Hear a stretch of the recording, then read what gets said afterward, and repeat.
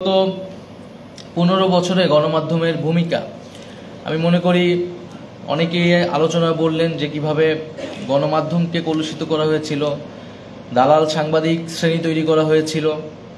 আমরা জনগণ সবাই সেটা দেখেছে যে সাংবাদিকতাকে ব্যবহার করে তারা কিভাবে নিজেরা ফ্যাসিবাদের সহযোগীর ভূমিকা আবির্ভূত হয়েছিল। তো এই 15 বছরে গণমাধ্যমের ভূমিকা আসলে কি ছিল, এটা নিয়ে আমাদের আরও বেশি আলোচনা হওয়া প্রয়োজন এবং মনে করি সাংবাদিকদের ভিতর থেকে এই আলোচনাটা হওয়া প্রয়োজন। এবং কারণ আমরা যদি এই আলোচনাটা না করি যে কিভাবে এই সাংবাদিকতা বা গণমাধ্যমকে আসলে কলুষিত করা হলো, ফ্যাসিবাদের অনুগত করা হলো, কেন গণমাধ্যম কথা বলতে পারলো না এবং কি কি পদক্ষেপ নিলে আসলে সামনের দিনগুলোতে এই ধরনের বাস্তবতা থাকবে না, এই আলোচনা সাংবাদিকদের ভিতরেও আমি মনে করি আরও বেশি হওয়া উচিত। সরকারের জায়গা থেকে আমরা সেই ধরনের উদ্যোগগুলো নিতে আগ্রহী।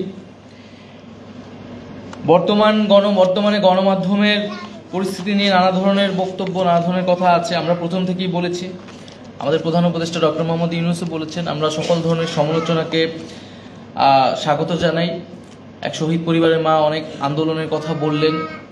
আমরা এই আন্দোলনগুলোকেও বিগত সরকার বা বিগত সময় যেইভাবে আন্দোলনগুলোকে দমন করা হতো, আমরা সেই প্রক্রিয়ায় যাচ্ছি না। আমরা যথাসম্ভব চেষ্টা করছি যে আলোচনার মাধ্যমে বা তাদের দাবির যৌক্তিক অংশটি মেনে নেওয়ার মাধ্যমে আন্দোলনগুলোকে নিষ্ক্রিয় করার।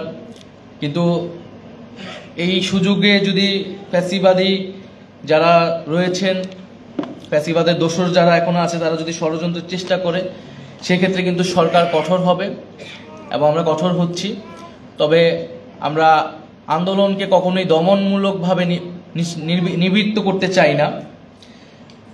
একইভাবে গণমাধ্যমের ক্ষেত্রেও আমাদের কিন্তু একই বক্তব্য যে গণমাধ্যম তার কথাটা বলবে, কিন্তু আমরা প্রথম থেকেই গণমাধ্যমের কাছে আবেদন জানিয়েছি সরকারের পক্ষ থেকে যাতে গণমাধ্যম অনেক বেশি দায়িত্বশীল এবং সচেতনভাবে বস্তুনিষ্ঠভাবে সংবাদ প্রচার করে।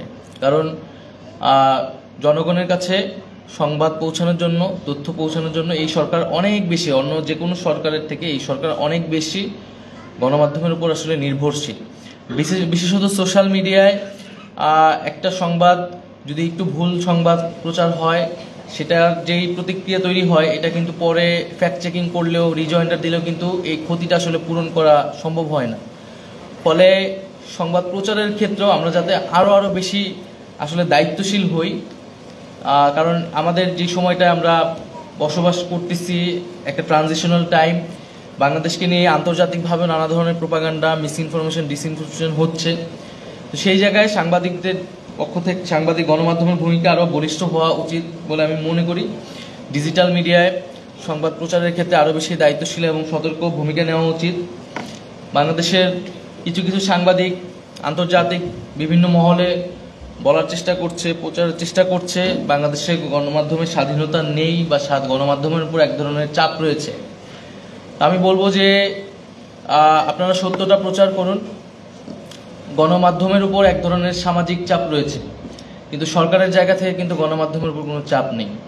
আগে যেভাবে গোয়েন্দা সংস্থা দ্বারা গণমাধ্যমগুলোকে নিয়ন্ত্রণ করা হতো, সংবাদ টেলিভিশনের বা পত্রিকার হেডিংও চেঞ্জ করে দেওয়া হতো, বর্তমান সরকারের জায়গা থেকে এই ধরনের একটি ঘটনাও ঘটেনি বলে আমি মনে করি।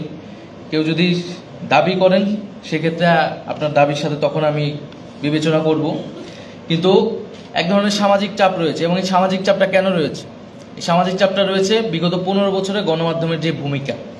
কারণ মানুষ টেলিভিশনে তার জনগণের যে কথাটা, সেই কথাটা কিন্তু শুনতে পায়নি। ফলে মানুষ স্বাভাবিকভাবে গণমাধ্যমের প্রতি তার কিন্তু ক্ষুব্ধতা রয়েছে, এবং বিশেষ কিছু গণমাধ্যমের প্রতি তাদের নানা ধরনের বিতর্কিত কার্যক্রমের কারণে কিন্তু আরও ধরনের মানুষের ক্ষুব্ধতা রয়েছে বিভিন্ন অংশের, জনগণের বিভিন্ন অংশে। ফলে মানুষের সেই ক্ষুব্ধতাকে কমানোর জন্য গণমাধ্যমগুলোকে আমি মনে করি ভূমিকা রাখা উচিত, এবং তাদের নিজেদের 15 বছরের ভূমিকা, নিজেদের দোষ ত্রুটি, সেটা জনগণের সামনে বলা উচিত এবং সেটার জন্য দুঃখ প্রকাশ করা উচিত যদি তারা এই ধরনের কাজ করে থাকে, বা তারা কোন প্রেক্ষিতে কার্যক্রম চালাতে পারে নাই, তারা সঠিক তথ্য প্রচার করতে পারেনি, এটা জনগণের সামনে স্পষ্টভাবে বলা উচিত, সত্যটা প্রচার করা উচিত। এবং এবং একটা গণ অভ্যুত্থান হয়েছে, একটা বিপ্লব হয়েছে, তারপরেও এই বিপ্লবের পরে কোনো মিডিয়া বা কোনো টেলিভিশন সাথে সাথে কিন্তু বন্ধ হয়ে যায় না। কারণ আমরা ভেবেছি গণমাধ্যমের স্বাধীনতাটা আমরা অক্ষুণ্ণ রাখতে চাই, কিন্তু আবার এটাও আমরা বলেছি যে স্বাধীনতার নামে ফ্যাসিবাদের পুনর্বাসনের চেষ্টা করলে সেটা কিন্তু মেনে নেওয়া হবে না। আমরা দেখেছি বিগত সময় সরকার পরিবর্তনের সাথে সাথে স্বাভাবিকভাবে বা রাজনৈতিকভাবে সরকার পরিবর্তনের সাথেও কিন্তু অনেক টেলিভিশন অনেক কিছু বন্ধ হয়ে যায়।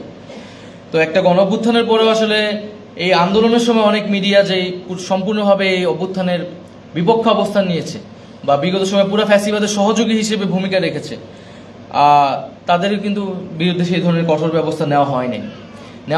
এই কারণেই যে আমরা গণমাধ্যমকে, বাংলাদেশের গণমাধ্যমের যে পরিসর সেটাকে বৃদ্ধি করতে চাইছি। আমরা টেলিভিশন কমাইতে চাই না, পত্রিকা কমাইতে চাই না, কিন্তু সেই জায়গায় কিন্তু দায়িত্বশীল ভূমিকা পালন করা উচিত। কারণ আমরা কেউ যদি মনে করে যে 15 বছর তার ভূমিকা কি সেটা সে আসলে মানুষ ভুলে যাবে, মানুষ ভুলে যাবে বা রাতারাতি আসলে ভোল পাল্টিয়ে বা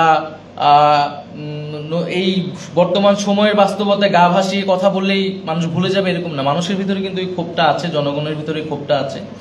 তাই আমি মনে করি এই বিগত 15 বছরের যে ভূমিকা, সেই ভূমিকা নিয়ে আমাদের বিস্তর আলোচনা করা উচিত।